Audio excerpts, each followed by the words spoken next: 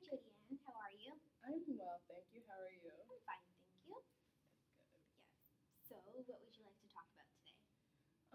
Today I'd like to talk about just rent in the city and how it affects a person's life drastically, especially if you're a single parent going to Mm-hmm. school and there are some financial constraints. Mm-hmm. Um, and this is just based on the fact that every year my rent is raised by $20 or Oh, something wow. like that. And to a lot of people, $20 might not sound like a lot, but it is, especially, and it adds up year after year. Mm-hmm. So I just wanted to discuss that and the stresses of having to deal with the continuous fluctuation of my rent. Yeah. So you basically feel that it's unfair that your rent is going up.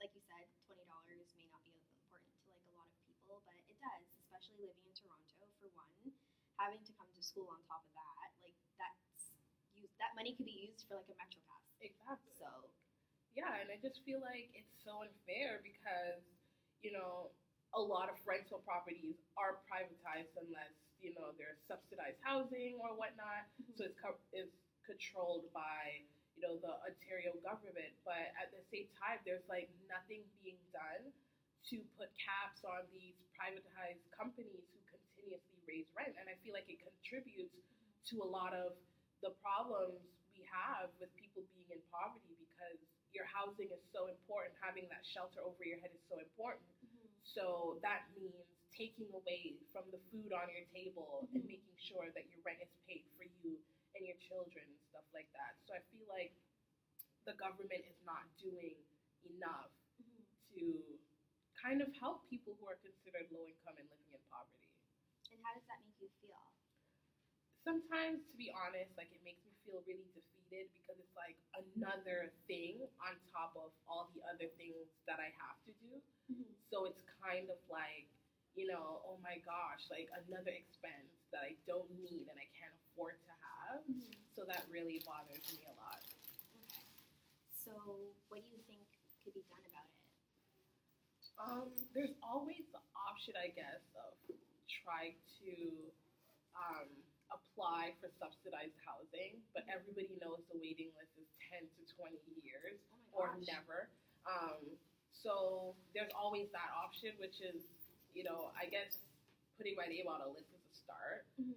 or finding more affordable housing, but that would just mean that my living conditions will be poor and I have a child who I have to take care of. Mhm. So living in a poor environment with maybe infestations is not an option, not only for my health, but also for her health, being that she's a child. Yeah. Um, so I'm not sure what else I can do because it's like there's no laws prohibiting this. Maybe I could, I don't know, start a petition.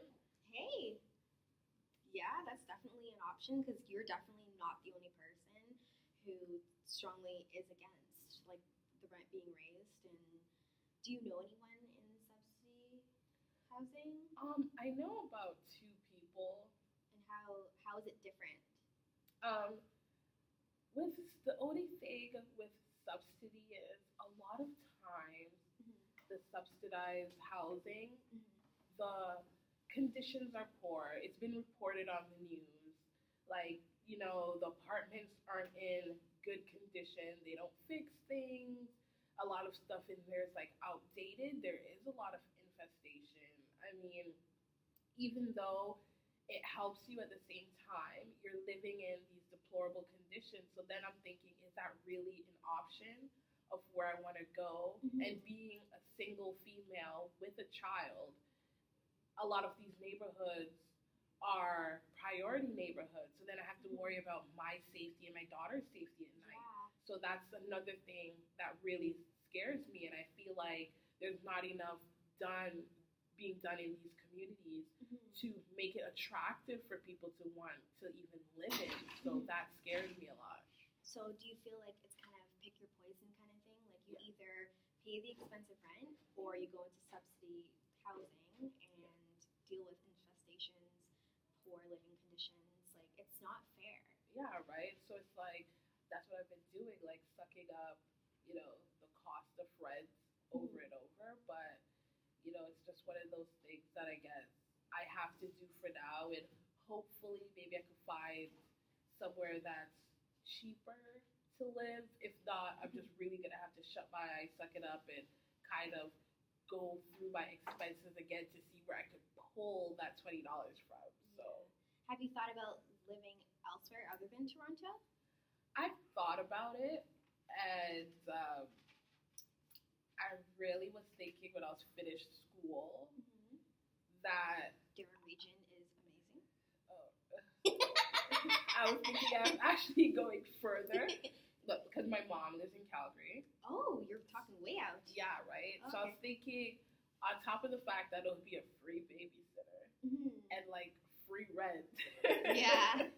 Right. And you get to be with your mom. Exactly, right. So I was thinking of that option. So definitely, like next year, once I finish school, that's a definite option. That's like I'm like swayed. Like it's like 60% of me says go, and then the other 40 is like give Toronto a chance because I love Toronto. Like you know, and in Calgary it's so boring. There's nothing to do. So it's gonna have to be one of those things where which one is gonna be more effective to my well-being, my child's well-being, which is pretty much going to Calgary. Plus, there's like jobs in my field out there, and it pays better. Yes. So yeah, that's definitely an option. Have you spoken to your mom about it?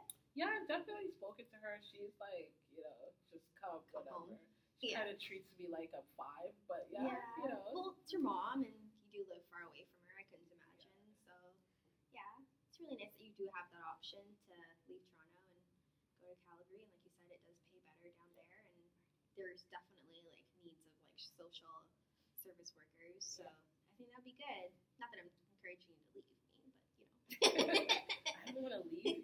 Yeah. But yeah, it's definitely an option because I mean Toronto, it's just so hard for people to live. I mean, even if you do have a good job, because everything, the cost of living is so high, like it makes it nearly impossible for people to get by. I mean, you're considered low income if you make under $30,000, but even making $30,000, like you're still living poorly. So I don't understand where they get their numbers from, and that's really sad to see that, you know, nothing is being done and it's being ignored. Because I feel like if the issue of how rent is raised and putting a cap on it is properly like taken into consideration, it would help to alleviate some of the people who are living in poverty, because rent is really high, and I think it goes up at like it's like 10 to 15% per year at what they raise it for. So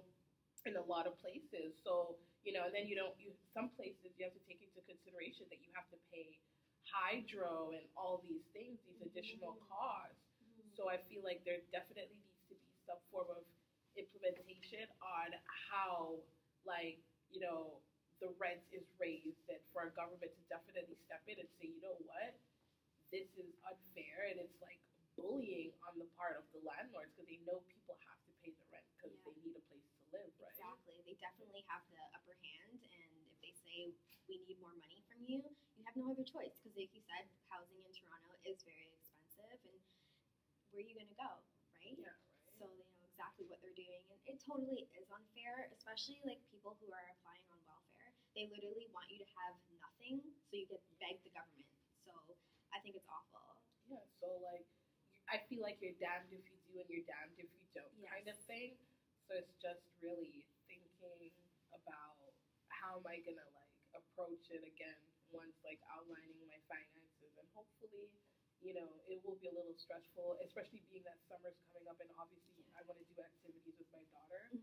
So it's just once again another expense that definitely has me to funk, like, you know, but it's just like I have to stay positive, keep positive, put a smile on my face, you know. Yeah, especially for your daughter. Like, she's really young. She's like 2. Yeah.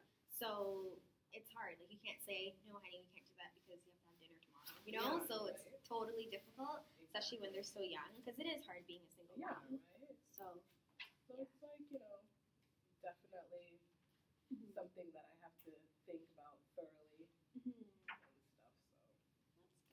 Well, thank you for interviewing me. Or no, I interviewed you. Yeah.